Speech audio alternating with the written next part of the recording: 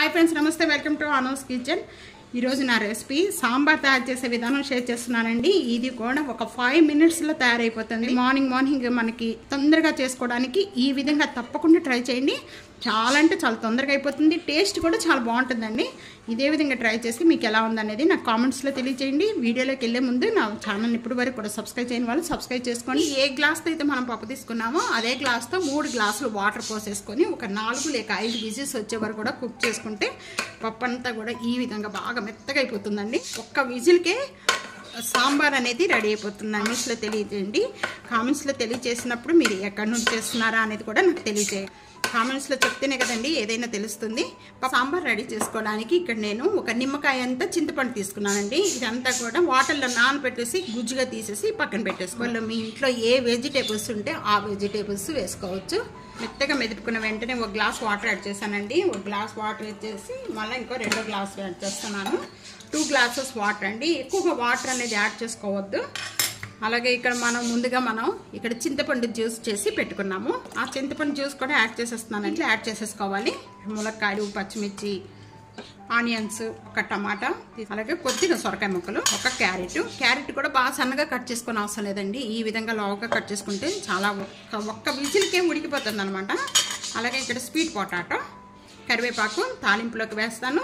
కొద్దిగా కరివేపాకు దీంట్లో వేసేసుకోవాలి, దీంట్లోనే యాడ్ చేసేసుకోవాలి కరివేపాకు। కొత్తిమీర కూడా సైడ్ పెట్టుకున్నాం కదండి, ఆ కొత్తిమీర కూడా కొద్దిగా యాడ్ చేసేసుకోవాలి। దీనిలో ఒక హాఫ్ అనేది మనం తాలింపులో వేసుకోవాలి। 1/2 టేబుల్ స్పూన్ పసుపు, టేస్ట్కి సరిపడా సాల్ట్ అండి, తర్వాత మనం చూసుకొని వేసుకోవచ్చు। నేను 1.5 వేస్తున్నాను। 1 table spoon red chilli powder తీసుకున్నాను, ఎక్కువగా వేసుకోవద్దు। మనం సాంబార్ పౌడర్ వేస్తాం కదా, దాంతో భలే ఘాటుగా ఉంటుందండి, అందుకనే కారం అనేది చూసుకొని వేసుకోండి। సాంబార్ పౌడర్ నేను 4 టేబుల్ స్పూన్ యాడ్ చేస్తున్నాను। సాంబార్ హోమ్ మేడ్ తినండి, మీకు కావాలి అనుకుంటే కనుక నేను సాంబార్ పౌడర్ సపరేట్గా వీడియో పెట్టాను, చూసుకోండి। మనం తర్వాత కూడా మనం చూసుకొని కూడా వేసుకోవచ్చండి, కావాలంటే ముందుగానే ఎక్కువగా యాడ్ చేసుకోవద్దు।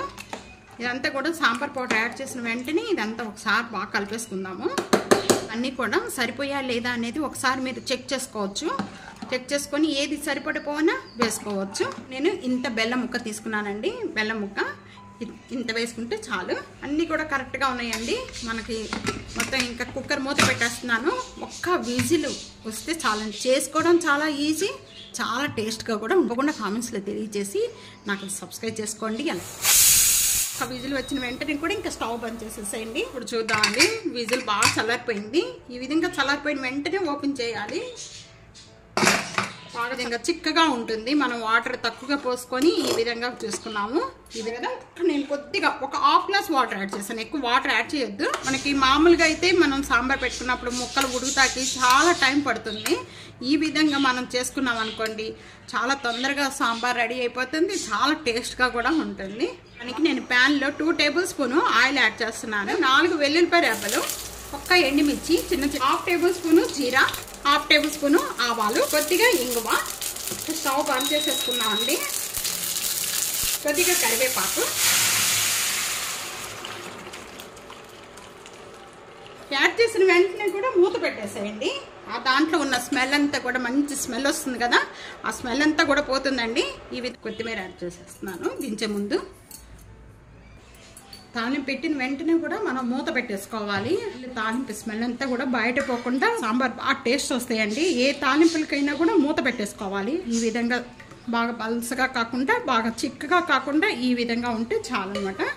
ఈ విధంగా తప్పకుండా ట్రై చేయండి, సాంబార్ అనేది అన్నిట్లో కూడా చాలా బాగుంటాయండి। మీకు త్వరలో టిఫిన్ సాంబార్ కూడా చూపిస్తానండి, మీరు యాడ్ చేస్తున్నాను। ఈ విధంగా తప్పకుండా ట్రై చేసి మీకు ఎలా ఉందనేది కామెంట్స్లో తెలియచేయండి। ఫ్యామిలీతో ఫ్రెండ్స్తో వీడియోని షేర్ చేయండి, వీడియోని లైక్ చేస్తూ ఉండండి, సబ్స్క్రైబ్ చేసుకోవడం అస్సలు మర్చిపోవద్దు, ప్రక్కనే ఉన్న బెల్ ఐకాన్ని ప్రెస్ చేయడం అస్సలు మర్చిపోకండి। Thank you for watching.